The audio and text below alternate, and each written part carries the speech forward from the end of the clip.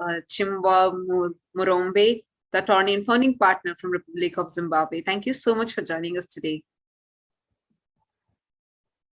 We thank Mr. Meredith Bale, lobbyist and technology advisor to corporations and political circles at highest levels in Los Angeles, USA. Thank you so much for joining with us today.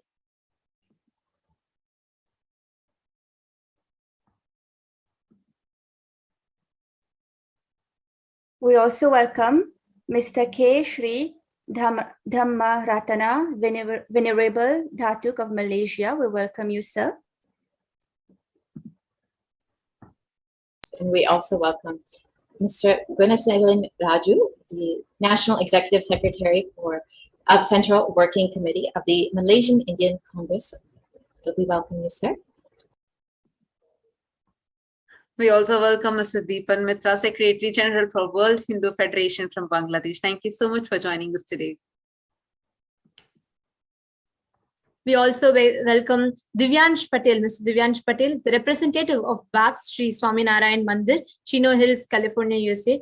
Thank you, sir, for joining with us today.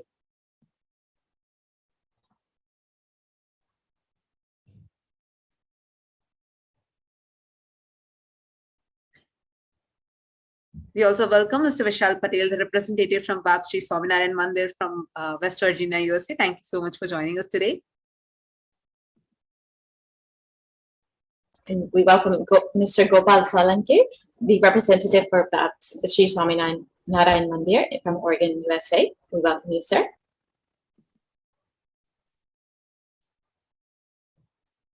We also welcome Mr. Alpesh Solanki, the representative from BAPS Sri Swaminarayan Mandir from Pennsylvania, USA. Thank you so much for joining with us today. We are so delighted to welcome all the dignitaries that have joined us today. We thank Mr. Sunny Patel, the representative from BAPS Sri Swaminarayan Mandir from Georgia, USA. Thank you so much for joining with us today. And we welcome the Ambassador Anthony G. Hilton, the Member of Parliament from Jamaica. We welcome you, sir. We welcome Mr. Neil Patel, the candidate for Republican primaries for Ohio State from Columbus, Ohio. We welcome you, sir.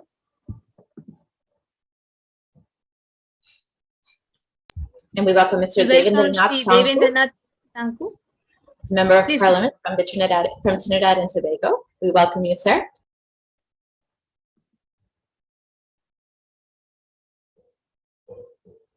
We welcome His Holiness Jagat Guru Sri Dilip Ji Maharaj, an NGO representative to the United Nations, spiritual guru, a Hindu monk, interfaith minister from New York, USA. Thank you so much for joining us, Sri Dilip Ji Maharaj.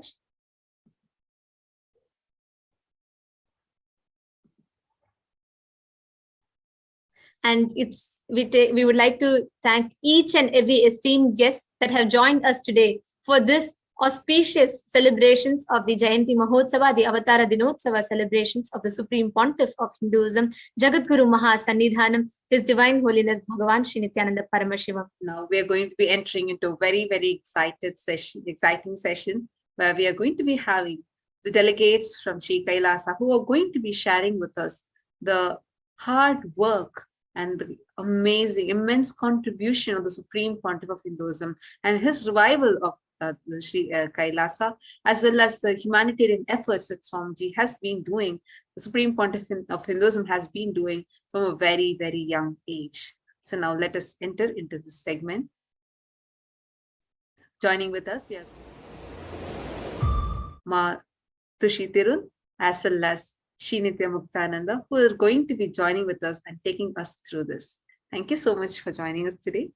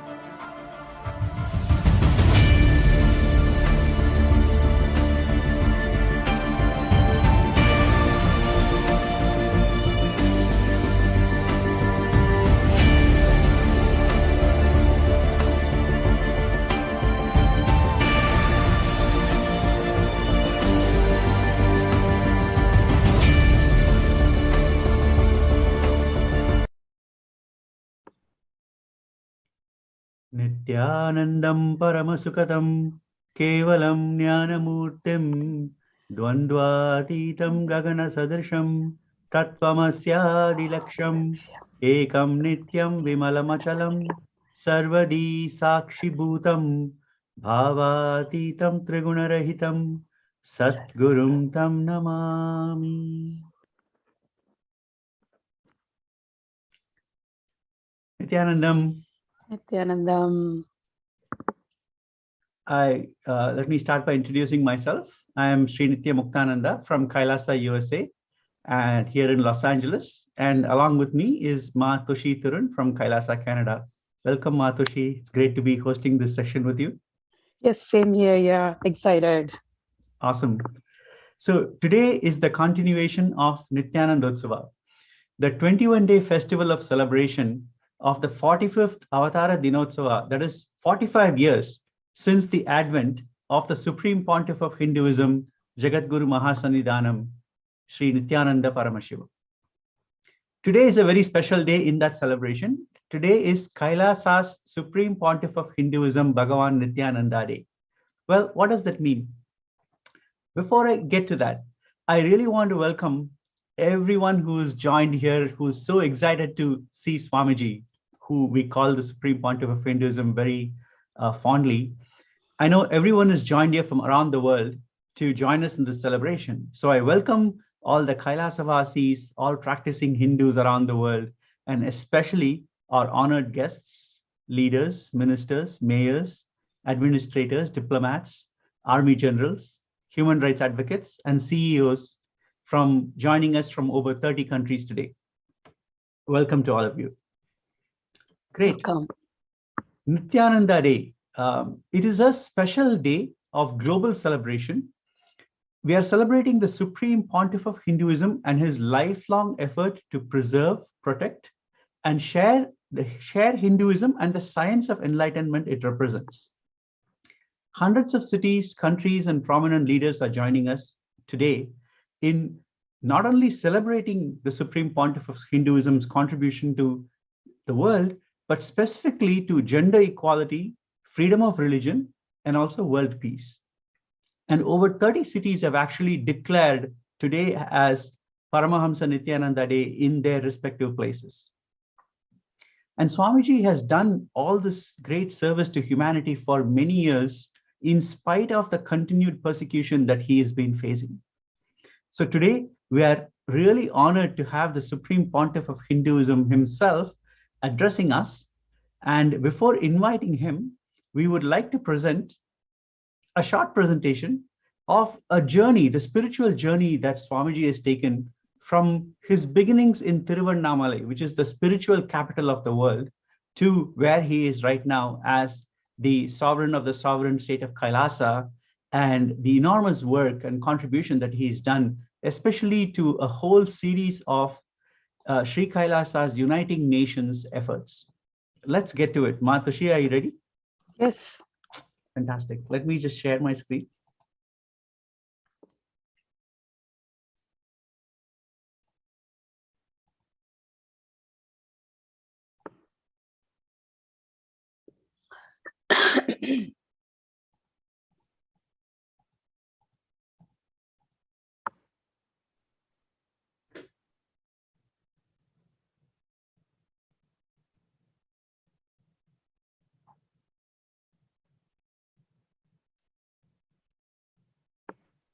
Excellent.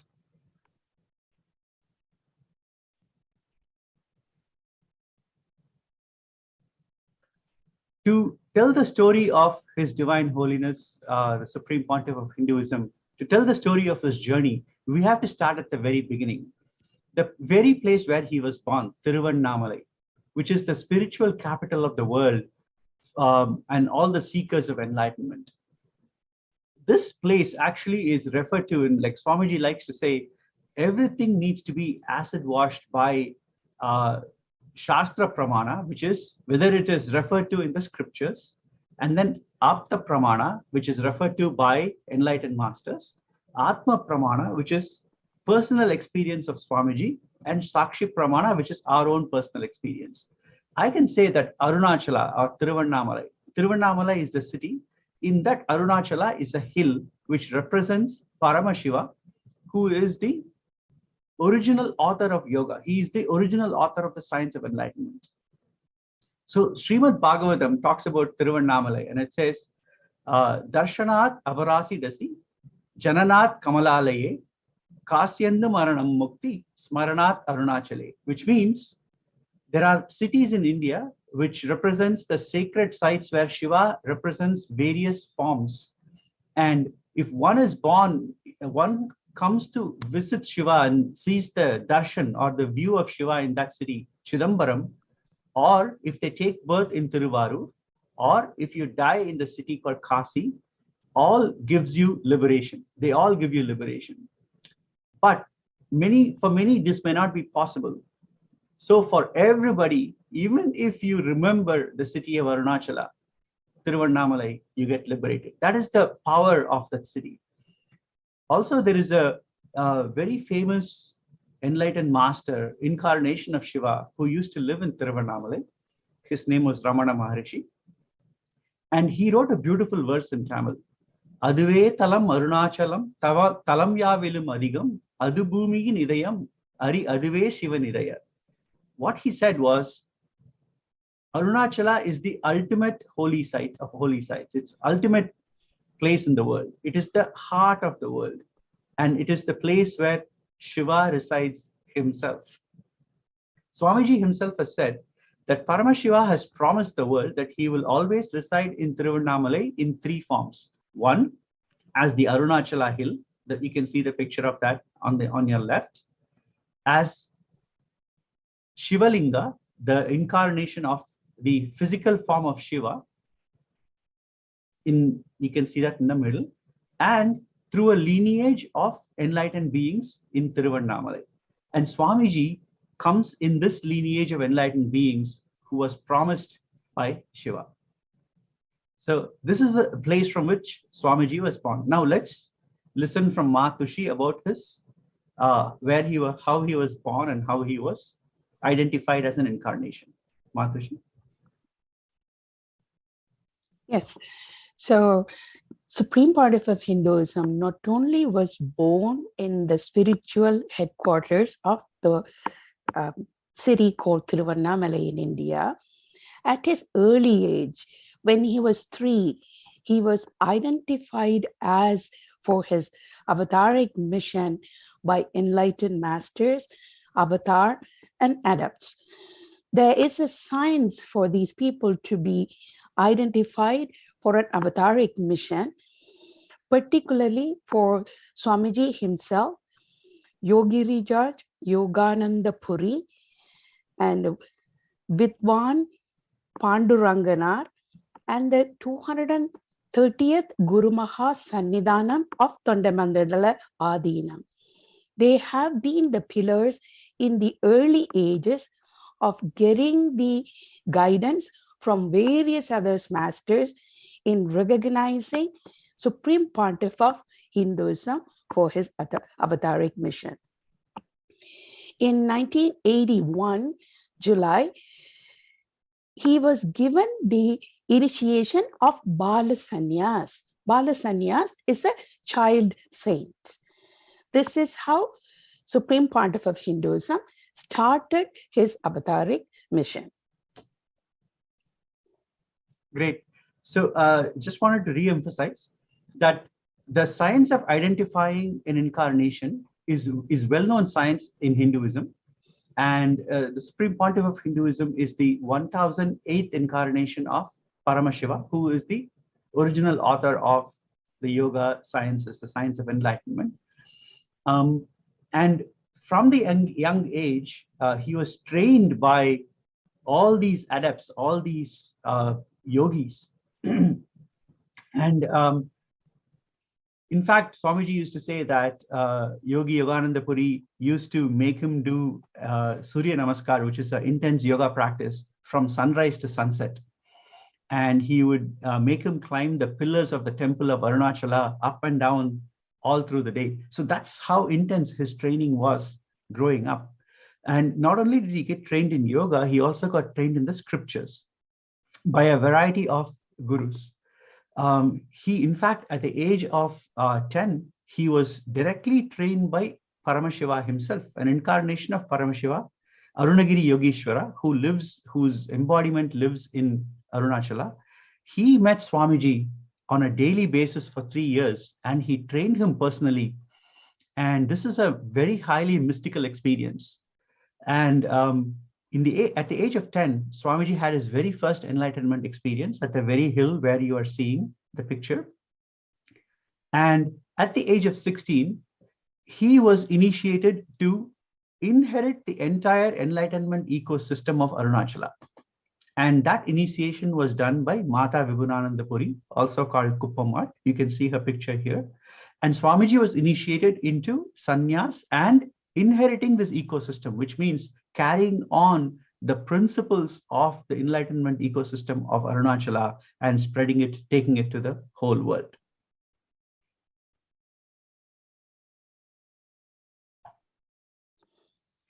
And SPH early days with his gurus not only gave him the training to realize his avataric mission, but also trained him in starting from building ashrams for himself around the world.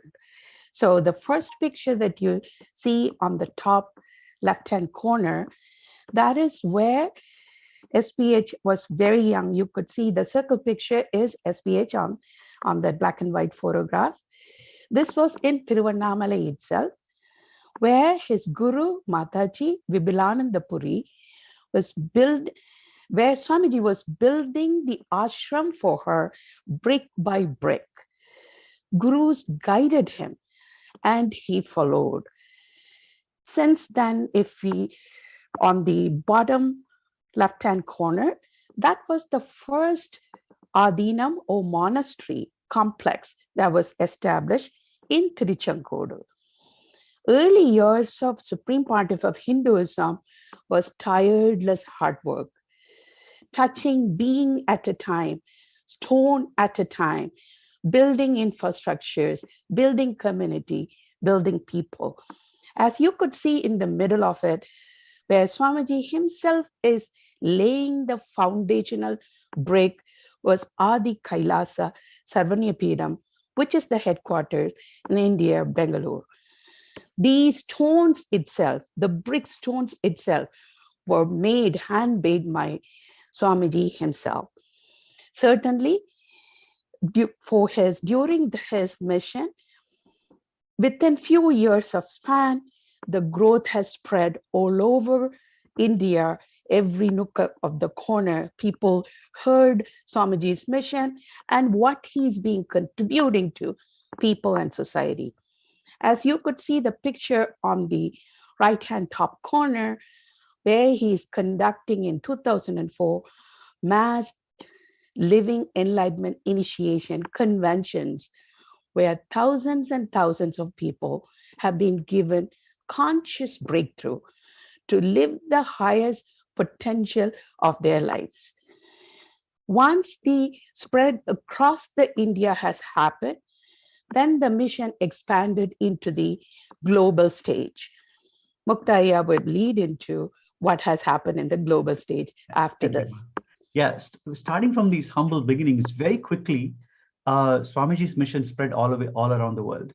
And by age 30, he had established centers in over 100 countries. Here you can see a picture of him meeting with the mayor of St. Louis in the USA. That is one of his first visits to the United States. And this is a picture of what Matoshi was saying. Everywhere he went, there were tens and thousands of people, huge crowds, initiated by Swamiji, waiting to listen to his message, imbibing the story of living enlightenment, the idea of living enlightenment into their lives, whether it is in India or Oklahoma or Malaysia or Australia. Swamiji traveled all over the world. And in fact, by the age of 30, there were already 5 centers in the US, Los Angeles, Seattle, Ohio, St. Louis. And also there were centers in Malaysia, Singapore, and many other countries all over the world.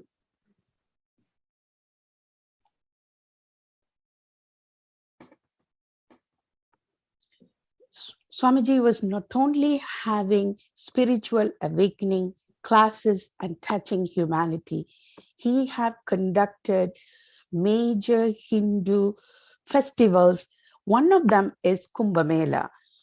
Kumbh Mela is the largest human gathering in the world.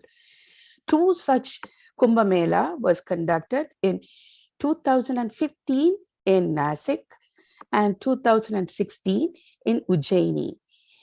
For these Kumbh Mela, Supreme Pontiff of Hinduism invited global seekers. It's not just people from southern part of India or India itself. Global seekers have gathered in these places to experience and having the conscious breakthrough through Swamiji's initiations and programs.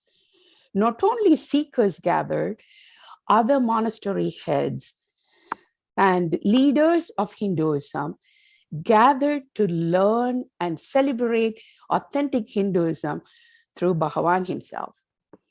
Matashi, you were saying it's the largest gathering of humanity in the world. Just to understand the scale, there are 130 million people who gather in one place. The number is just unimaginable. And many of them are there just to see Swamiji, just for a glimpse. And we were there in those centers when we were hosting this event. The gate, early morning, it would start. People would wait in long lines, few 100,000 people just waiting to get in, just to get a glimpse of His Divine Holiness, the Supreme Pontiff of Hinduism. Swamiji, as you see, through his tireless efforts, Swamiji began to be recognized as the leader of Hinduism.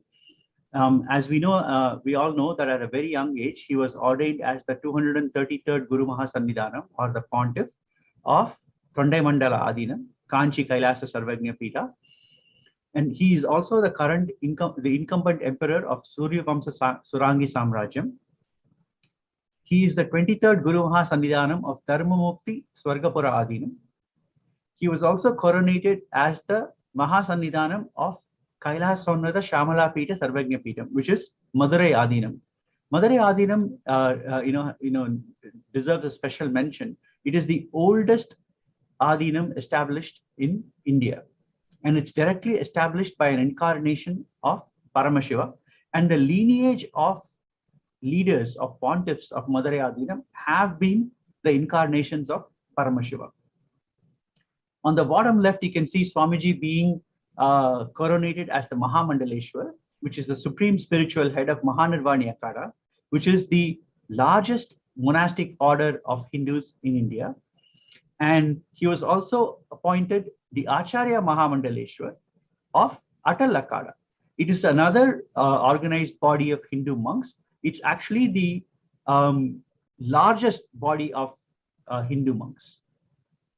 And finally, in 2015, a gathering of 1,000 spiritual heads of Hinduism elected His Divine Holiness as the Supreme Pontiff of Hinduism in Bidadi, India.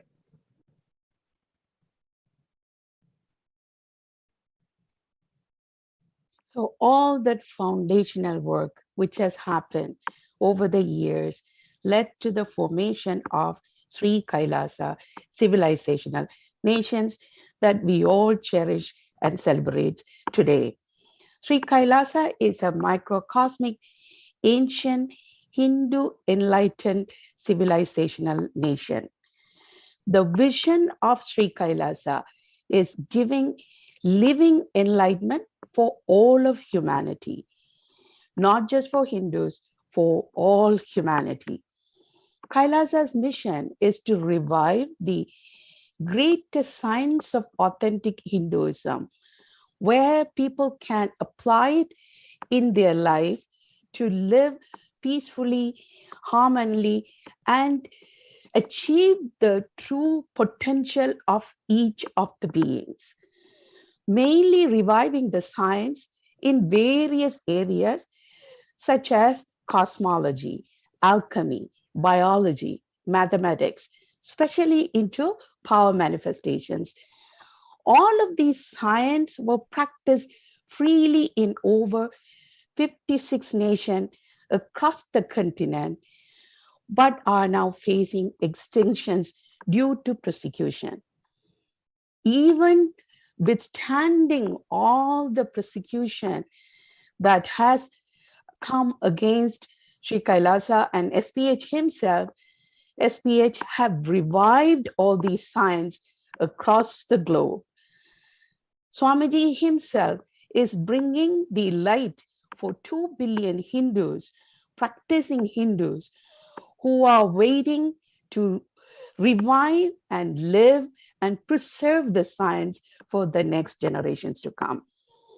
Kailasa do not put importance on territory alone. However, it also have sovereign territory as we speak.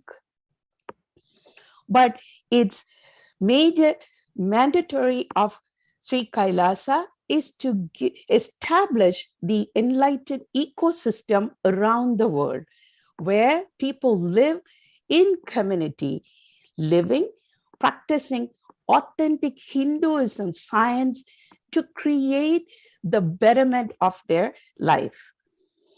Wherever the Adi Saivite community settled down in various parts of the globe, you could see how they contribute to the economy and the society at large, and also they themselves live peaceful and blissful, successful life in all dimensions.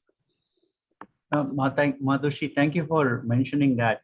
The Adi Shaivites, where they live, in fact, we have statistics to show that in the United States, the Hindus are the most prosperous community among all religions, whether it comes to percentage of people who have a degree, college degree, who are educated, the income of a family, they are the highest. When it comes to crime rates, the Hindu society has the lowest crime rate.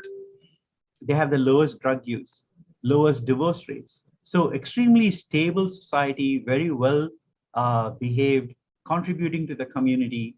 And this is all due to the science of enlightenment, the lifestyle of Hinduism. And this is the same successful lifestyle that Swamiji wants to bring to everybody. A little bit more about persecution.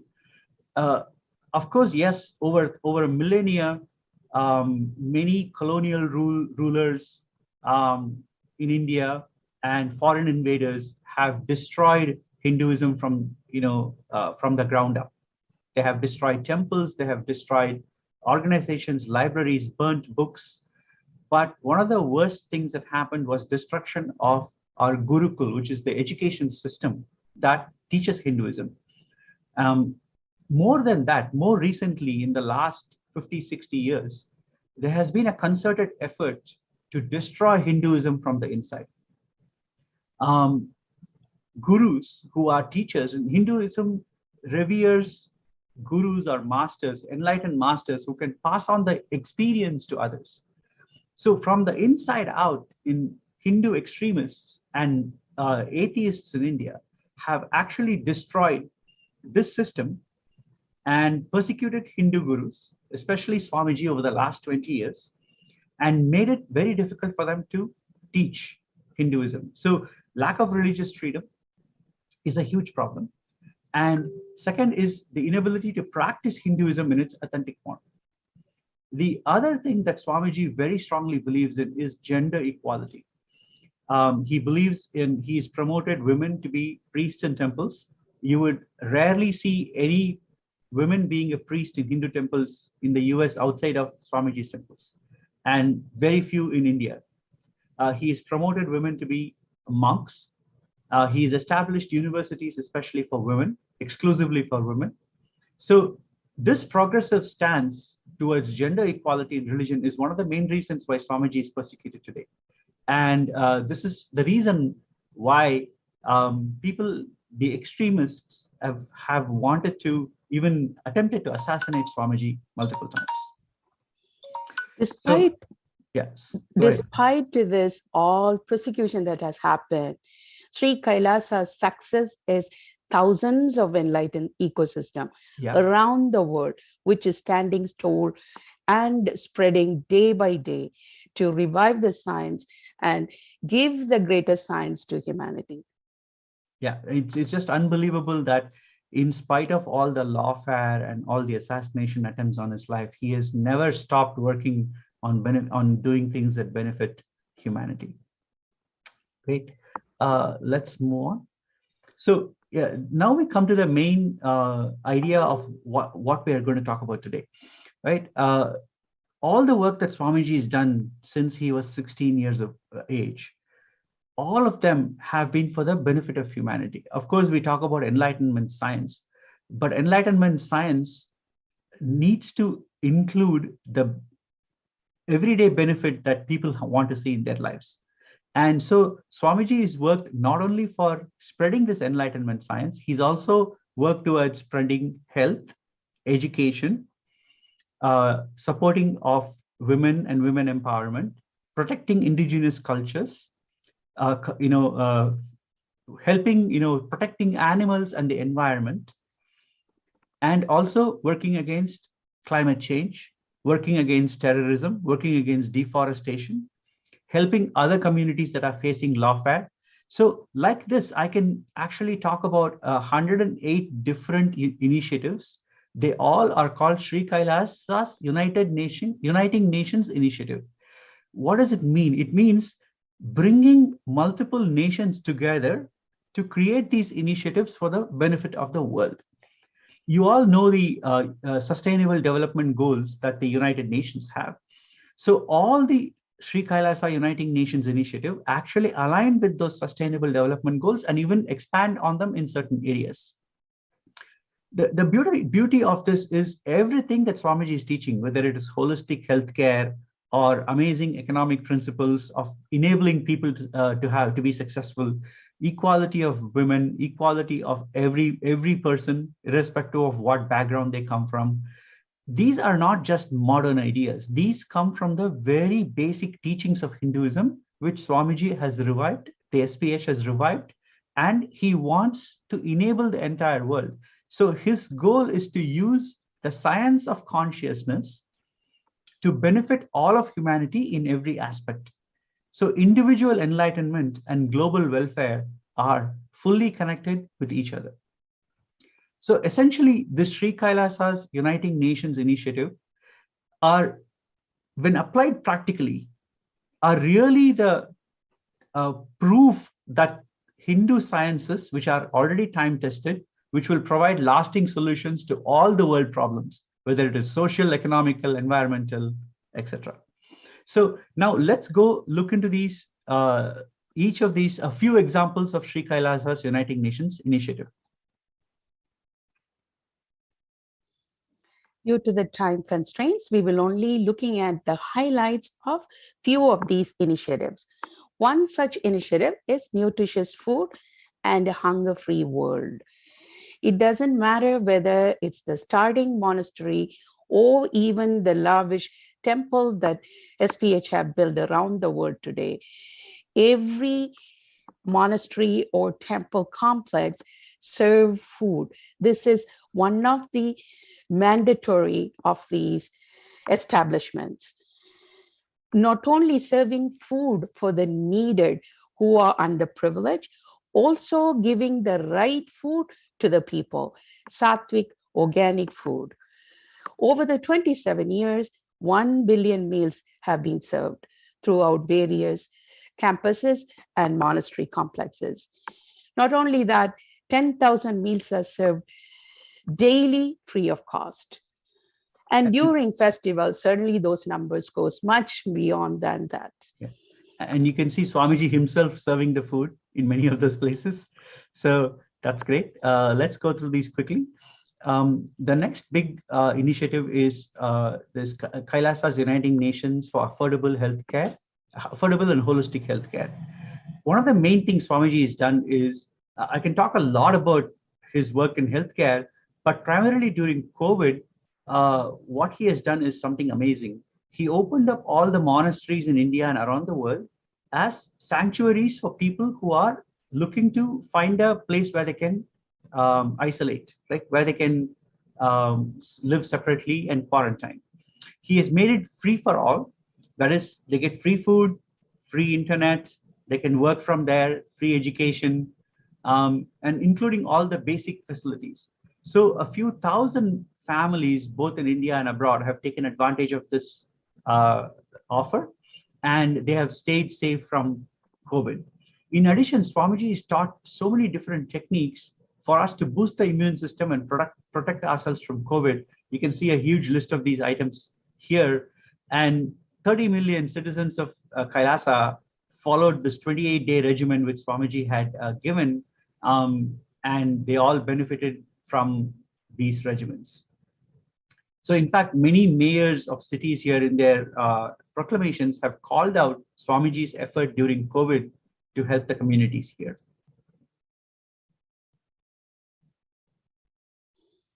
Another Sri Kailasa Uniting Nation efforts is education reform and development. Under this umbrella, Supreme Pontiff of Hinduism have established the largest Hindu university, which has 270,000 plus enrollment with 2,700 plus free courses, which are being given free of cost through extended campuses in 150 countries. Not only the largest Hindu university Swamiji have established, the major contribution in the education sector is Nithyananda Gurukul. This is a Gurukul system is where kids go and learn, live beside master and learn from a master. This is to guru-disciple education. This education has existed in the past centuries and have been demolished by various other forms of educational system where the new millennium mind thought would be the best education system for the world.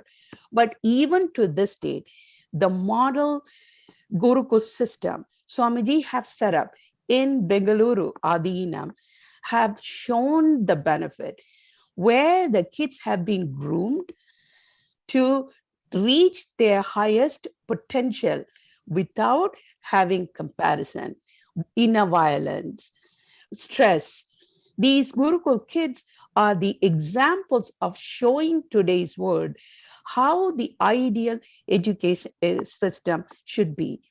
And the stats also shows more than 50% of these children who have gone through this Gurukul system have 1 to 3 years ahead of their physical age when they sit for board exams.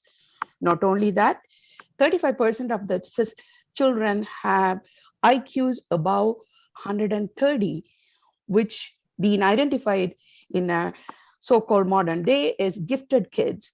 These are ordinary kids who were born and brought up to parents, but groomed in the education of Nithyananda Gurukul, which gave this success. Yeah, so wanted to quickly add, I think many people would identify when we say that the colonialization, the colonial rulers, they had destroyed the indigenous education systems, and Swamiji is trying to bring it back, which is extremely critical. So let's move on to the next one, which is the Sri Kailasa Uniting Nations for Protecting Hindu Scriptures. Want to quickly move through this. Swamiji has actually collected ancient scriptures which were actually only on palm leaves. You can see pictures there, which were at the on the verge of destruction.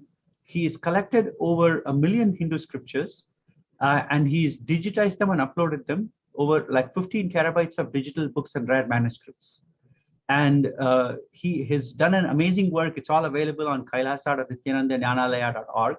It's free for everybody. Everybody can go look at it, and they are free to do research on it and benefit, take the science from there for the benefit of all humanity. Let's go to the next one. If we have to talk about all the contribution itself, it will take more than a day in detail. We all are waiting eagerly to receive Supreme Pontiff of Hinduism to hear his insights. So the next slides, we will just highlight what are the accomplishments through various projects. This one is peace, global peace and religious harmony. Many initiatives have been done through this umbrella. The few highlights are Minute for Peace, which was established in 2012. To this date, 4.3 billion minutes in meditation for world peace. Not only that, there has been larger collective meditations which have been conducted over the globe in various parts of the centers and temple just for the global peace. Great. Not only that, for global peace and harmony, Swamiji has conducted so many interfaith meetings. And you can see here so many conferences that he has organized, which have brought together people of different faiths to talk about what is best for humanity. A great example is Kumbh Mela, which was organized in 2007. Like I said, Kumbh Mela is the largest gathering of humanity anywhere in the world in India. And with the permission of Akhil Bharatiya Akhada Parishad, which is the owner of Kumbh Mela for thousands of years, they give blessings to Swamiji to conduct this program anywhere in the world. And so Swamiji conducted the very first Kumbh Mela in 2007 in Los Angeles here. And after that, it has been conducted here a few times. So let's move on. The one more Sri Kailasa Uniting Nation initiative is Global Peace and Religious Harmony. For the under the religious harmony umbrella, there has been many peace walks and other initiatives. One highlight is thousands of villages in India came together covering 1,000 kilometers in a peace walk. These pictures speaks for themselves, where the people from different walks of life coming together, promoting the feeling of oneness despite of their differences. Okay. We already spoke about Swamiji's work for gender equality and feminine empowerment. This is an area which it's like Swamiji has done so much work. There are many, many things to list. I'll only highlight a couple. He created a women's only university, the Yogini Sarvagnya Pita, which was completely run by women for women. And it was empowering women to fight against the wrongful gender stereotyping, gender-based violence, lack of inclusiveness. It was giving women the education to be self-sufficient and stand up for themselves. And that is exactly what he did also in this program called Nithyananda Lakshmi, which is the very first microfinancing service for women in India, which allowed them to start their own business, be self-sufficient, and stand up for themselves when needed. There are so many other programs which Swamiji has done for empowering women. I could, without exaggeration, say that it's very much been a part of his DNA to fight for gender equality and feminine empowerment.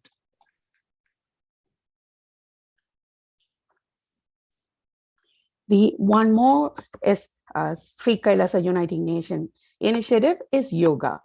For yoga, Sri Kailasa holds 2 Guinness records, which were established in September and October in 2017. 108 kriyas, scientifically validated kriyas, has been formulated and presented to the people of the world to be healed from 108 major diseases and for its care. Not only it has been presented for the world to practice, teachers has been trained with the authentic yoga science, so they know the context before becoming a teacher themselves.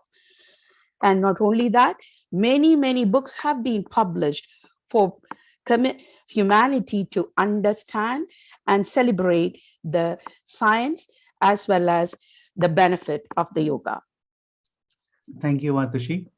And we want to conclude by saying, despite being heavily persecuted for over a decade, the Supreme Pontiff of Hinduism has, has unwaveringly been committed to helping the world.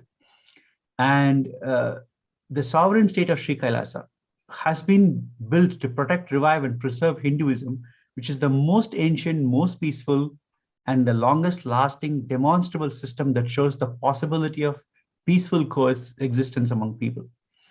So to honor his hard and selfless work, so many people around the world, humanitarians, leaders, mayors, have appreciated Swamiji and given proclamation. And only today, 32 cities in 3 countries have declared January 3rd, 2022 as Kailasa's SPH Nithyananda Day in their own local areas. And this is just for today. We have received so many proclamations from congresswomen and senators, congressmen, mayors, leaders all over the world, that last year Swamiji received 108 proclamations. And today, only 32 cities have declared today as Nithyananda Day. So the world is beginning to appreciate the work that he has done for the benefit of humanity. Great. So Finally, thank you so much. Thank you, Aya, and thank you every one of you who were patiently waiting to hear Swamiji. So certainly we are going to move into that segment. Before that, we conclude with our deepest gratitude for each and every one of you, including the honored guests who are joined with us today.